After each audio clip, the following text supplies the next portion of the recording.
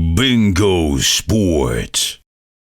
Barcelona baza ko bakira ikipe ya Atletico de Madrid ni muri kimwe cya kane gishira icya nyuma n'amigwi gera kuri ibiri. Ekipe ya Atletico de Madrid herutse kuba itsinda ekipe ya FC Barcelona bitsindo bibiri kuri kimwe hari muri La Liga. Mu gihe ekipe ya Barcelona igenekerezo rya 17 kwezi kwa 2024 yatsinze ekipe ya Atletico de Madrid ibitsindo bitatu byose ku busa. Ariko ne ekipe igiye kubona banakina kwa Barcelona tari Marc André Segna tahari witwa Christensen na watahari Lamine Yamal nawe ashobora kugaragara canke ntagaragare. Michael Brena wewe vyararangiye mu gihe kwa ekipe ya Atletico de Madrid badafise witwa Koke. Ni migwi ibiri bagiye gukina urukino rwa kimwe ca kabiri gishishanywa muri Copa del Rey. Bwana Bertrand Dieter Hans Flick avuga ko Lamine Yamal ashaka kuhaba canke atahaba, ariko avuga ngo twarabonye amakosa yakozwe uburyo yakozwe ati kurukino badutsinze ibitsindo biri kuri kimwe tuminota niho badutsinze atari kuno munsi tubwirizwa gukosora ayo makosa. Bagiye gukina Dieter Hans Flick nabonye ku masanamu ku munsi w'ejo iriko arahimbaza isabukuru y'imyaka 60 agiranira novuga ngo aca hagati y'abakinyi bamukubita amashi. Yaranibona ko ni equipe iri mu munezero ntangire niba kuko bagiye gukina yanatwe n'agashimwe kumereza yigenje neza muri La Liga. Twakwitega iki hagati ya Diego Simeone mbere kuza ko tunagaruka ku majambo yavuzwe na Dieter Hans Flick ndetse n'uwitwa Diego Simeone hagati y'imigwi gera kuri ibiri ya Barcelona na equipe ya Atletico de Madrid. Bwa mbere ho na ma equipe agera kuri abiri agiye kubaho urubona ko uretse kuba bagiye kuba banarondera ico gikombe ca Copa del Rey ndavuga bageze muri kimwe ca kabiri gici nyuma n'amakipe agera kuri abiri ubona ko ari no muri course ndavuga igikombe ca La Liga kandi yose akirimwe ndetse no muri UEFA Champions League. Ni equipe ya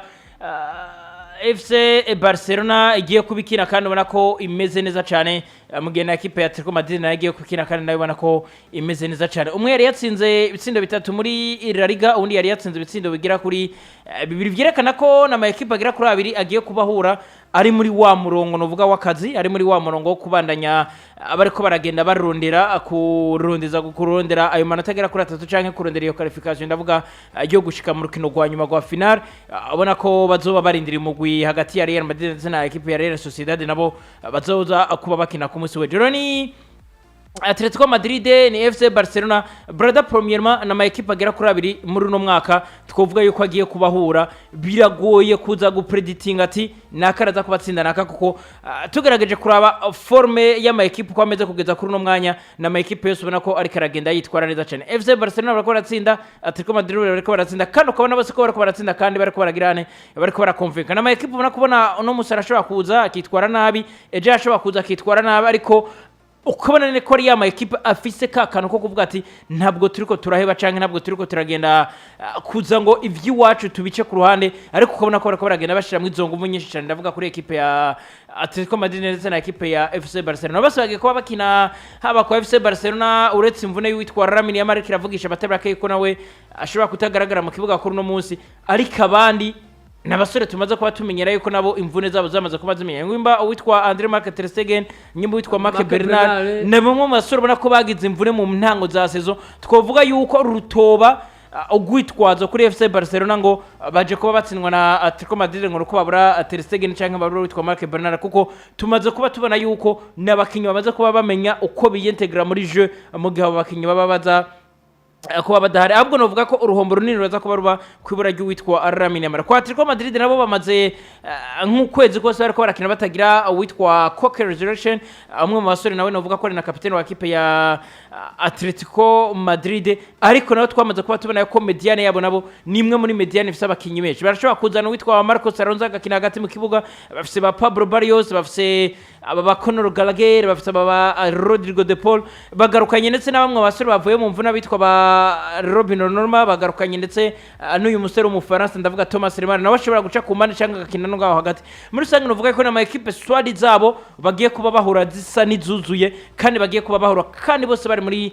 forme. Novuga rero ko ni equipe ya FC Barcelona iraza kubirikira kiriri mu rugo, ariko bitavuze yuko bagiye kuba batora amanota agira kuri 3 kuko nyimba wibuka na FC Barcelona muri La Liga yaje kubitsindirwa ku kibuga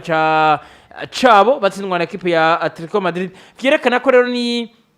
ya Atletico Madrid nayo imaze kubibona uko banakinamo canke bamaze kuba babona uburyo nabo bakwiye kuba baza bakitwara kuri aya makipe agiye akomakomeye kuko nyimba yibukane Atletico Madrid itatsinzwe na Real Madrid muri match ndetse no muri match retour ya La Liga ni Atletico Madrid kandi no muri match bahuye na FC Barcelona bataje kuba batsindwa vyerekana ko niyo amakipe amaze kuba amenyerana canke amaze kubabona neza cyane ivyarimo ndavuga yaba Atletico Madrid yaba FC Barcelona novuga ko tuza kuba dukurikirana urukino ruza kuba rudefinisa uza kubashika muri finale kandi nimeza neza ijana kwijana ko uza kubashika muri finale hagati ya Atletico Madrid ndetse na equipe ya FC Barcelona aza kuba ari umwe mu bakinyi baza kuba canke aza kuba ari umugwi uza kuba wamerita intsinzi iki naco ciyongereyeho bari babizi ko bariko barakina knockout bakiri mu stage canke za weekend de finale watsindwa urukino gahita uvamo ariko kuri no nshuro baza kuba bakina matchare bakina ndetse na match retour byerekana yuko FC Barcelona ishobora kunanirwa mu rukino rwa mbere urukino rwa kabiri ikabyitwaramo neza cyane nako kuko no kwa Atletico Madrid nabashobora kunanirwa mu rukino rwa mbere ugasanga urukino rwa kabiri nago rutubikiye ibigiye bitandukanye muri rusange rero twavuga ko no kurindira kutara ikiza kuba kiboneka mu minota 90 tine kurindira turabika igiye kuba kiboneka mu minota 90 akandira n'itangazamakuru Dieteranze Afrique ku munsi wejo bavuga ati Lamine Yamasho kina canke ntakine ariko arongera akavuga ati l'Atletico Madrid est une grande équipe ils ont beaucoup investi et ils ont des joueurs incroyables ça serait un match difficile arabananya avuga ati nous donnons le meilleur de nous-mêmes à chaque match le match le plus important actuellement est celui de l'Atletico Madrid arabananya avuga ati je ne pense pas à jouer le match retour à domicile ou à l'extérieur ce que je veux, ce que nous voulons, c'est gagner. Nous pensons qu'à cela, qu'à savoir si nous jouerons à domicile ou à l'extérieur en premier. Maintenant, nous commençons à domicile. Nous espérons que le stade sera plein et qu'ils nous tiendront le point positif du match contre l'Atlético Madrid, l'Atlético en championnat et que nous pouvons jouer un bon football au plus haut niveau. Nous aurions pu marquer quelques buts supplémentaires. Nous avons des occasions. L'important, ça serait l'important sera de marquer. Ati Lamine Yamasho kanacanga ntakina. Ati Atletico ni equipe yibatse ya equipe yajoye amafaranga menshi kwisoko. Cyane. Izana ingifisa bakinyi bigitangaza. Ati sindiko ndaharwa gukina match hanze canke muhira ati cyo twiyumvamo ati ni match goye gusa atariko tugwiza gukora ibishoboka byose bashobora ko twitsinda. Ati tuzoba turi muhira public canke se abakunzi ba Barcelona bashobora kudufasha tugashaka gutsinda match icyo kiri mu mutwe iwacu ni gutsinda match nta kindi birakunda Dieteranze Afrique mu majambo yashikije imbere itangazamakuru Rwanda nakuze conference de presse ya Hans Dieter Flick ati tugiye gukina n'ikipe ikomeye première marazi ko equipe ya Atletico Madrid ni equipe no kubwira yuko ari equipe novuga ngo ino saison iri mu equipe ya mbere i Burayi usivye no muri La Liga gusa iri mu equipe ya mbere i Burayi yakoreje amafaranga menshi muri mercato gendura bagiye kusoka bazana bitwa bakondoro garagari miliyoni hafi 45 shirako aba Hopiniro normal hafi miliyoni 50 shirako Rian Alvarez miliyoni 90 so birumvikana ngo tibajya ba Alexander Sorof bavuye muri equipe ya Villarreal ari top scorer wa equipe wa championnat ya La Liga so birumvikana equipe ya Atletico Madrid ni equipe by the way yamaze no kubihindura philosophy ndetse n'umumenyereza Diego Simeone yamaze kubahindura tactique kuno munsi Genturabe yavuze ngo ndafise Rodrigo de Paul hagati mu kibuga ariko ngomba kuzana umwana muto w'umutekinisiye abitwa Pablo Barrios birumvikana twari tumenyereye Atletico Madrid twabonamo hagati mu kibuga abitwa Rodrigo de Paul tukabona aje bakombinana ba Angel Correa tukabona azanya bitwa ba Saul Niguez cyangwa n'abandi basore mugabo tukabona ni ya mediane y'ikirato gusa ariko no munsi nawe bamaze kuvuga ngo kugira ntwari igikombe cya La Liga ati ndakeneye abakinyi babatekinisiye muri equipe yanje Atletico de Madrid nabivuze mu ndwaze ndavuga ngo equipe ya Atletico Madrid ni equipe iri mu ma equipe aronka ama occasion menshi muri La Liga kubera iki bafise playmaker Antoine Griezmann bafise uyu Julian Alvarez wari kana bikonfirma cyane ko ari na transfer novuga ngo umumenyereza Diego Simeone nawe yakoze iranamuhira cyane ati yenze nko kuri kurabivuga kuko nivyo kwa Man City sezo zibiri yamazeyo uwo mwanya yazararonka bamubrikora ndetse na polyvalence yiwe ne yaje kubinamuhira ariko turaba tugeze ageze muri equipe ya Atletico Madrid niko bigarutse ko ku munsi w'ejo uravuga ngo yaje muri equipe na wasumba ariko tugerageje kuraba yaje nivyo muri equipe asumba turese turiko turaba transfer yiwe ariko philosophy y'umumenyereza Diego Simeone Pablo niwe yaje ahindura avuga ngo nyene equipe ikina kuko ino je Atletico de Madrid bayitestinze imyaka irenga 5 je yo kuzibira je yo kudefenda je yo kwirukanga cyane bacungira ku ma counter attack turibuka Alvaro Morata azana abasatirizi aba Diego Costa do bad boy abana bose n'abasatirizi uvuga nta tekinike bagira n'abandi bo kwirukanga bagashira mu izamu ariko maze kubona ngo ndazana Julian Alvarez ntabwo ari umufurusayika ntabwo ari furusayika yuzuye neza Julian Alvarez ni wa mukinyi arabura imipira imbere aragaruka kuzuza effective hagati mu kibuga cyo gituma kugira ngo runo rukino rushobora kuza kugora cyane ikipe ya FC Barcelona. C'est vrai equipe ya FC Barcelona irwabo ku kibuga Olympico Saint Louis Mojique ariko ni equipe yabatsinze novuga ngo umukino wabo wibanze muri La Liga bagende baraburyo Atletico de Madrid yakinye Atletico de Madrid yarakinye baro hagati mu kibuga gushika na FC Barcelona itakara igice cya mbere baravyibuka nivyo baje gukora amakosa ba defenseur wo bita Alexandre Sorof babona mu igori mu guti bagira ko ni equipe ikina muri mediane kandi equipe yataka birumvikana cyane ko uburyo bwo Sans Afrique yotegura runo rukino agomba kwibuka ko ari equipe bahanganye no ku gikombe kandi umanya n'ikipe yozika bakura ku gikombe kuko bafise umukino bazokinirana muri La Liga na equipe ya FC Barcelona bakaba basumvye inota rimwe Barcelona isumvye equipe ya Atletico de Madrid so birumvikana Diego Simeone gutsinda Barcelona muri La Liga arabaje imbere kandi bagira ko ni equipe yarenganye muri huitième do final muri UEFA Champions idakina mu mabaraje ari ndiko nakubwira ngo equipe ya Atletico Madrid ni equipe ikomeye equipe yarenganye imbere ya Real de Madrid zakinye baraje equipe yarenganye imbere ya Man City zaciye muri baraje ya Juventus zasezerewe na za Bayern birumvikana ko ari equipe ikomeye kandi utibagira ngo ubwo bita Julian Alvarez afise ibitsindo indwi muri UEFA Champions League y'amatari 8 Julian Alvarez agira gatatu mu top scorer ba UEFA Champions League so birumvikana yavuze ngo kutagira Lamine Yamal ati turaza kuba tubimenya imbere y'urukino ariko nabonye umusore ku munsi w'ejo nta mimenyerezo yakoze nkuko twabibonye ku kinyamakuru cyabo Mundo Deportivo ariko bimwe mu bigaragaza ni nuko Hansi Flick gukina match atagira Lamine Yamal cyo bari kibazo gikomeye cyane ku FC Barcelona kuko twariko turagaruka kuri defense no musarazana Marco Llorente kuri nimero 2 kuri 3 nabonye ashobora kubashira umusore uyu Renildo Mandava canka kazana abasore ku ruhande rw'inyuma canke uyu musore Javi Garan nawe yateye match nziza bahura na Real de Madrid nabonye ari wa mukinyi kuva muri equipe yavuye hariya kwa Valence ashika yintegra neza muri equipe ya Atletico de Madrid ndavuga ngo kuba yobura abandi bakinya kashira Javi Garan no mukinyi mwiza gendura be yagiye aganya maduere bagiye bahora na Vinicius Junior kandi ni wa mukinyi Vini Junior ashobora gucenga ndetse afise n'ubwo bubangutso so mu mutima wa defense bishimiye urwego rwa Cremarenga ati turaza kuba tunamugumana uwo Cremarenga kuko ari no munizanyo ya FC Barcelona nawe ashobora kuza kavuga ngo ndaje kuyihora kuko match ya mbere muri ari gutibagira ko yafashe wo bita Robert Lewandowski hafi minota 90 byaje kuba binaviramwo ukubonana nabi na Gavira ndetse no na Robert Lewandowski ati gute ushobora kumbwira nkawe Robert Lewandowski ko ushobora gufatwa na Cremarenga match yose so birumvikana niro turuva y'abamenyereza bagira kuri babiri niro turuva y'abakinyi kandi usivye ko bari muri demi finale ya Copa del Rey baracangana no kikombe cya La Liga. Diego Simeone we nta kindi yaganiriye bwana Britra avuga ati